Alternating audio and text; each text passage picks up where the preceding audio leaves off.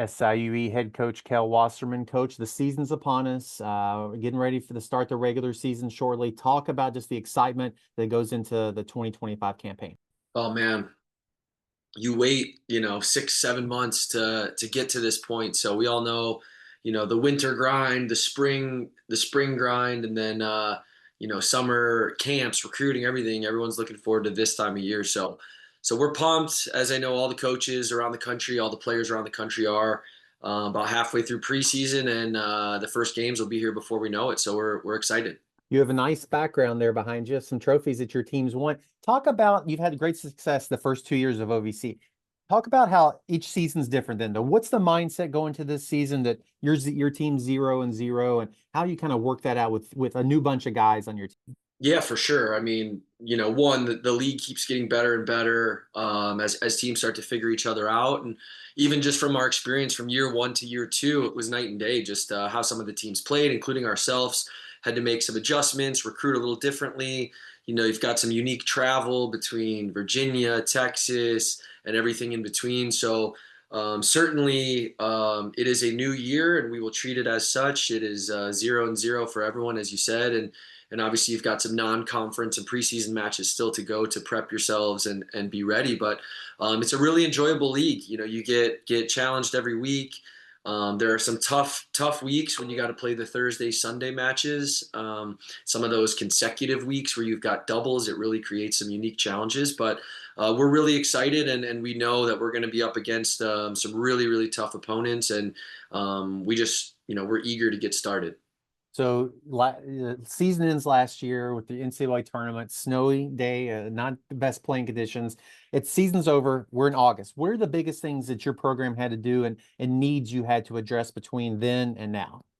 Yeah, I think we experienced the end of the season and that snowy game last year. And so there was some adversity and some emotions and some injuries that all played into that.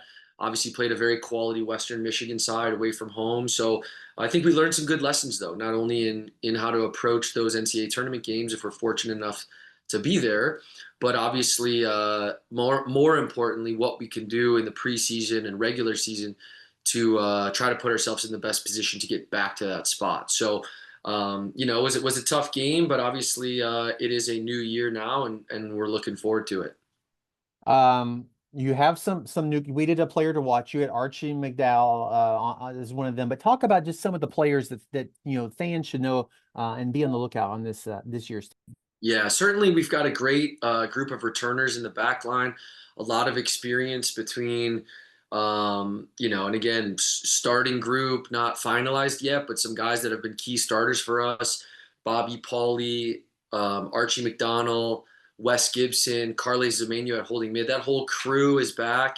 We also bring back Colin Bastianoni, who's coming off an ACL tear, but he was one of our top players the spring before when unfortunately he took that injury. So we've got a lot of experience coming back, as well as some really quality new guys. I mean, brought in a goalkeeper and a center mid who joined us in January, as well as an attacking guy. So Noah Scheidweiler, Dan Murray, Hugo Cornish, all joined us in January and had the ability to train with us for whatever it is, 12 weeks. I don't know the exact timing, but to get ingrained in that second semester and have that cohesion with those guys is really good. But then also brought in some key pieces in August. We had 8 new guys join us in August, but also just have a bunch of really, really good depth in returners that I haven't mentioned. I mean, Zach Renz has been a 4-year guy for us, I think. Jake Karolzak has been an on and off starter and been a part of the last 2 championship teams. So we're really excited about the group and the balance between youth, experience, some freshmen, some transfers, and then again, positionally, where we brought back a lot of the back half of the team, we did add some really good attackers that I think will be impactful right away. Well, you mentioned I wanted to ask about goalkeepers. That was my follow-up question. In the 2 years of the OVC, you've had two really good people, and you've gone out and brought them in and developed them. Just talk about the success that those people have had and how that helps you maybe attract other goalkeepers and moving forward. Yeah, certainly. And I would go even beyond that. I mean, if you think about some of the goalkeepers that played here before those guys to kind of start to lay that foundation. I mean, John Berner is a name that comes to mind.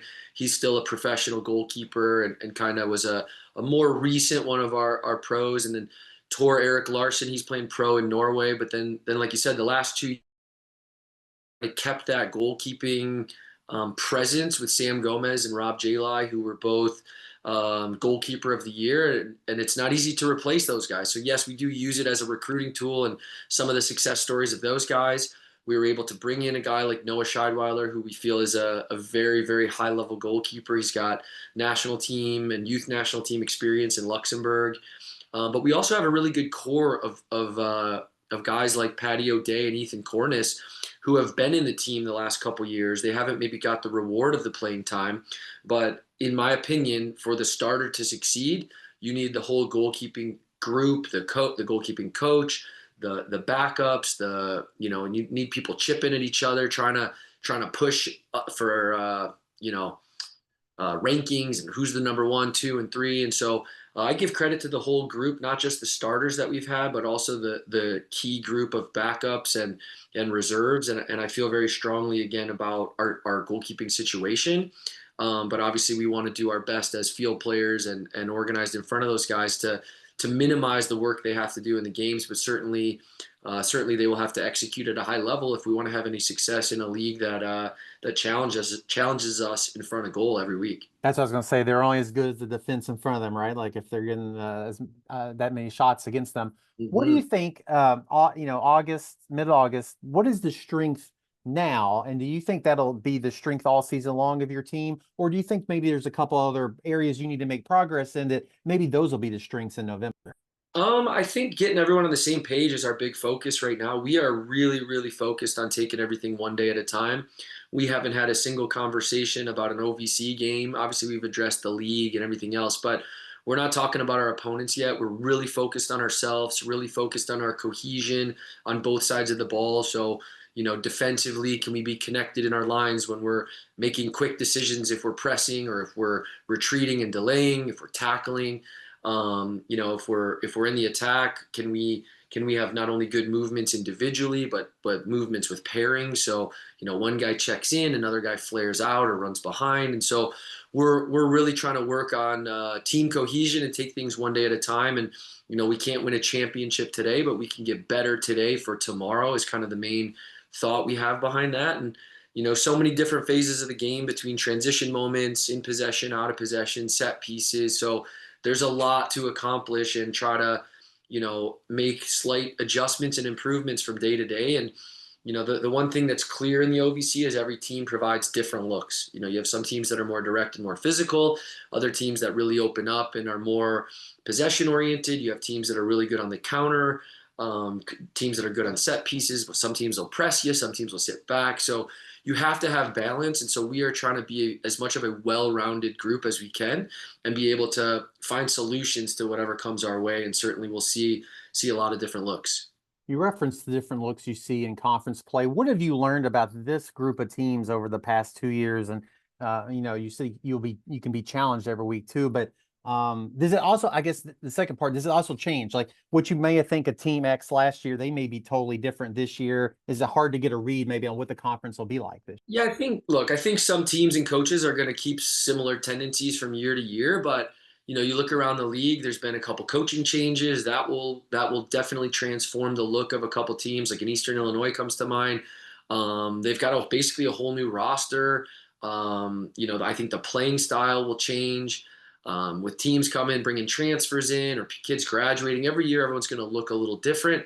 And then again, if one team maybe finds success in certain games playing more direct versus opening up and playing more possession oriented versus one opponent, they might play a little differently against us. So every game that we've played in this conference has provided in the last 2 years different challenges. And I could even say that not only every opponent, but obviously for us, we're playing some opponents twice, in our division. And then again, you might see someone in the conference tournament.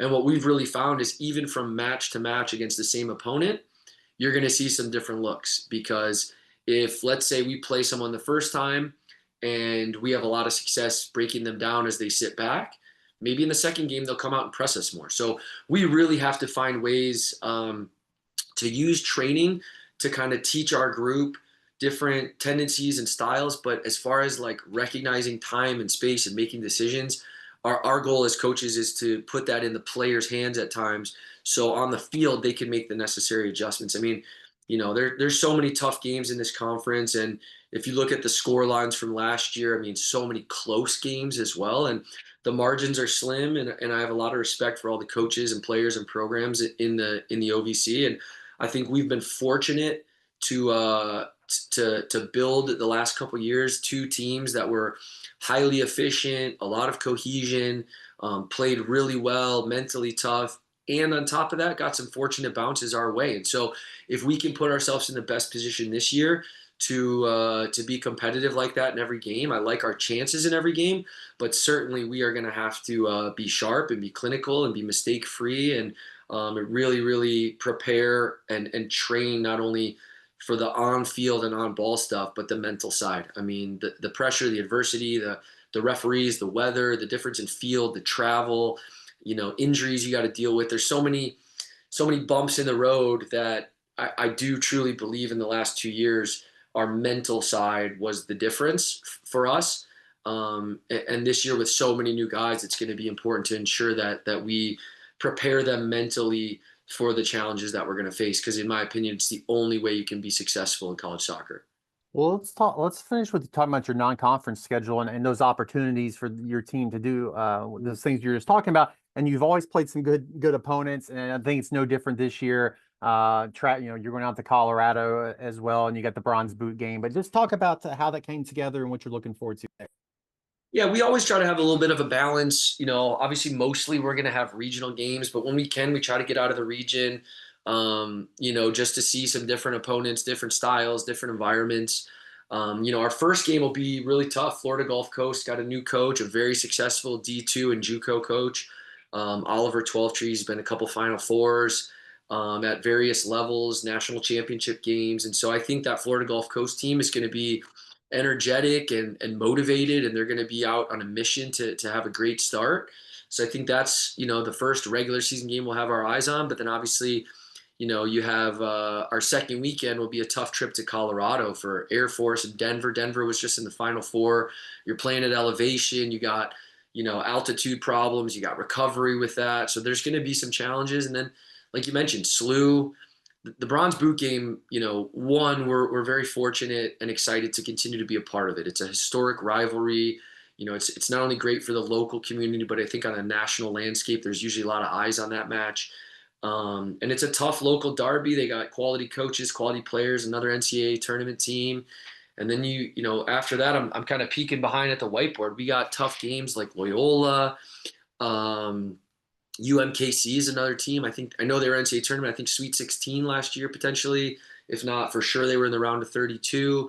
So yeah, it's going to be a really tough test. We've got one more preseason match against Evansville to kind of prepare ourselves. So our focus is really one day at a time. We're thinking about training today and tomorrow before we get to that stuff. But certainly, I'm a believer that the non-conference and how you plan, prepare, execute, schedule. That is a key piece to trying to get ready for the OVC, and we hope to use those games to try to get to our best so we can have a good start come the OVC season. Well, Coach, appreciate your time this morning, and just best of luck to you and your team all season long. Absolutely. Thanks a lot, Kyle, and good luck to everybody.